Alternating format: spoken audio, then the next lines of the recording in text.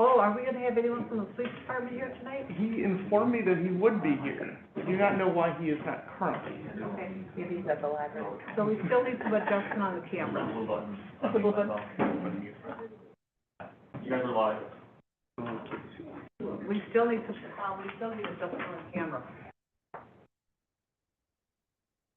We had this working perfectly when we set the room up before.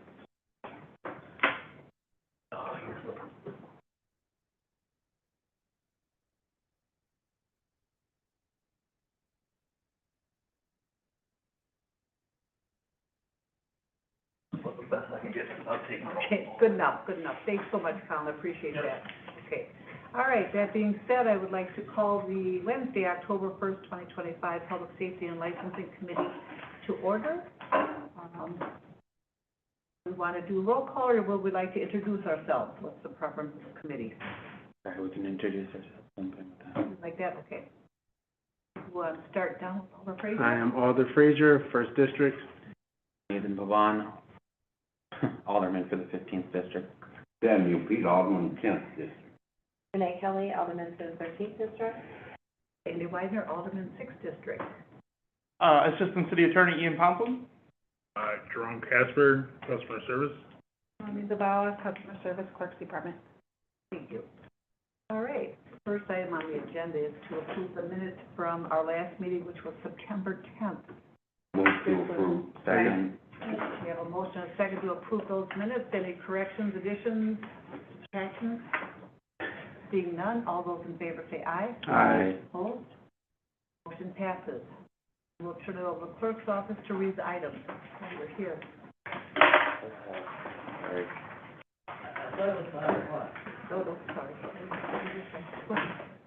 Communication, submitting an application for a massage establishment license, Ming Yang Massage, DBA Ming Massage, located at 3417 Douglas Avenue, Ming Yang, owner, 15th District. Okay, Mr. Yang, if you want to come up to the table up here. Thank you. Welcome. Sure, official period. Now, remember, back on September 10th, this item was deferred because we did not get a report from the Sheriff's Department. Attorney, first, I'm sure you want to swear in. Yes. Mr. Yang, if you could raise your right hand. Okay, do so. Do you swear or affirm to tell the truth, the whole truth, and nothing but the truth? 你保证你说的话都是真实的吗 Yes. Thank you. You can put your hand down, and then if you could state your full name.？OK， 你姓什么 Yang.？Last name is Yang， 名字叫什么 Min. The first name is Ming, M-I-N-G. Thank you. We have a report from the Sheriff's Department. The Racine County Sheriff's Office has partnered with the City of Racine to do some investigation into our massage license applications to provide the committee with information to either approve or deny the license application. 他是收到了这个你要申请按摩执照的申请，在那个314那个地方，是不是的 Yes. So this investigation took a look at the application that I had provided to the Sheriff's Office, and it looked at prior employers of the applicant. 他说，这个来了几个部门来检核，已经通过了这个检核。Yes. So of these prior employers listed on the application, there was only one listed. It was for QQ Massage in Greenfield, Wisconsin. 他说我们是不是还有一家这个搞了一家叫 QQ Massage 威斯康星？ So for QQ Massage, the investigation found that it had illicit massage advertisements during the period of time in which the applicant had stated that he worked there. 是，他说 QQ Massage 里原来是不是在那上过班 Yes. With those illicit massages, they were advertising for sexual services, some of which are reproduced in the report. 他说，这个 QQ Massage 我们有没有去做过什么色情服务之类的 No. No. And the conclusion of the sheriff's office was that there were indicia of commercial sex services, but it was not a definitive finding. It just had the connection, the implication. 他说这个你现在的服务，他跟你聊一下。So he just if he want to give some minutes for him to introduce the services. 他说你现在做什么服务？你说一下。申请个按摩呀。Okay, he just want to tell you the massage is the common massage for body massage, foot massage, chair massage. The common is no service, no sexual service, no. Do you have anything else, Attorney? That is all I have. So, can you ask him if he is at all affiliated with Q&Q Massage? Because before he just worked in QQ massage before. Now he just quit the job and he doesn't work there anymore. So, he just worked there. Before. And his address is listed on the application in Chicago, Illinois. He's going to travel back from Chicago to Racine to work in this massage parlor? Okay, I want to tell you that, The question is for the applicant, sir. okay. Now, because he doesn't know if it can be proved or not. If it's proved, he will rent a space here, rent a house or apartment, and they live here. If it's not proved, so he will not rent a house. So before it depends on if he can prove or not. And how will he be addressing the language barriers that he's going to experience working at 3417 Douglas Avenue? Okay. He just knows some simple English. It's not too much. Some very easy English. Just like how are you and how long do you massage, and just like this, and introduce the price. And besides that, maybe accept that maybe he can't speak anymore. Only the simple English. 他说你就是你会讲简单的英语，能不能跟客人沟通？能沟通吗？简单点。就是how are you 就是打招呼啊，简单的打招呼。Just like say hello and how are you and ask customer the time and just like say goodbye, just like this. The simple English. Thank you. I just have one last question, then I'll turn it over to the committee members to see if they have any questions for the applicant, and that is, how long has Mr. Yang been in the country? Okay. 他说你在这里来了几年了？在美国。2年多。More than 2 years in America. More than 2 And I years. guess I do have one other question. Has his only employment been in this country as a massage person? Has his only employment been providing massages? Yes. Thank you. Any questions from any of the committee Only members? massage. Yes. 你是说提供按摩了，是吧？对。I'll repeat. Thank you, Madam Chair. I have several concerns and questions.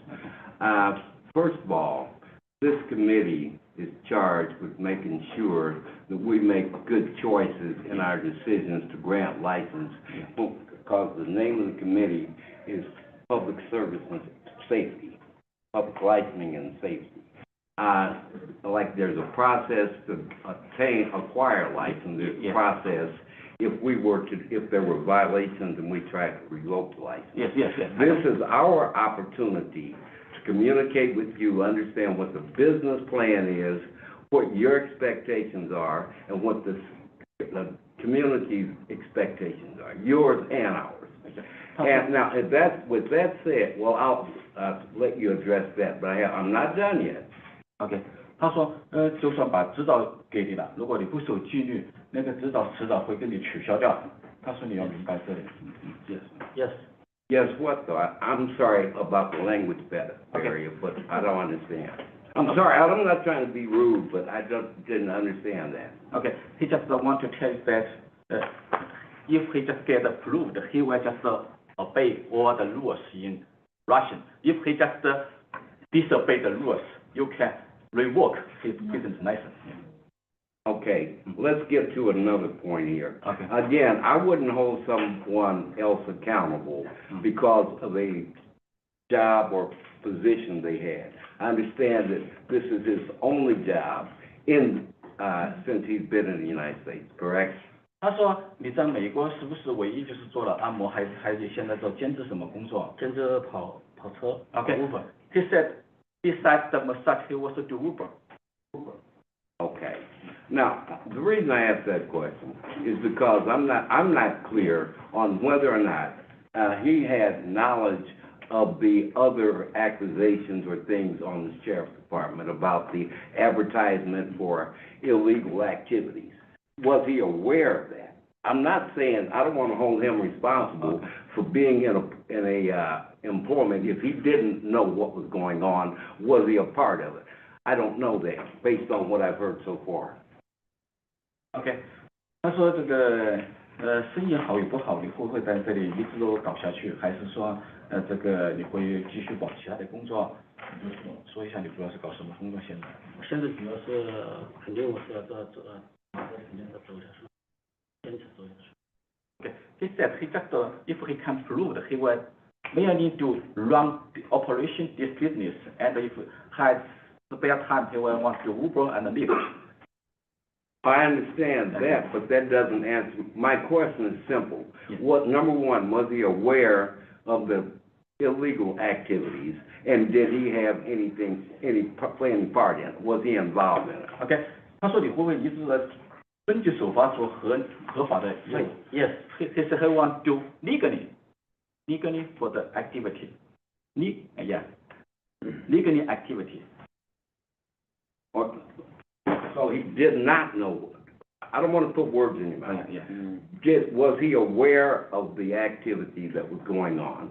Because the same thing could happen here. I'm not saying he would do it, but again, a language barrier was mentioned earlier.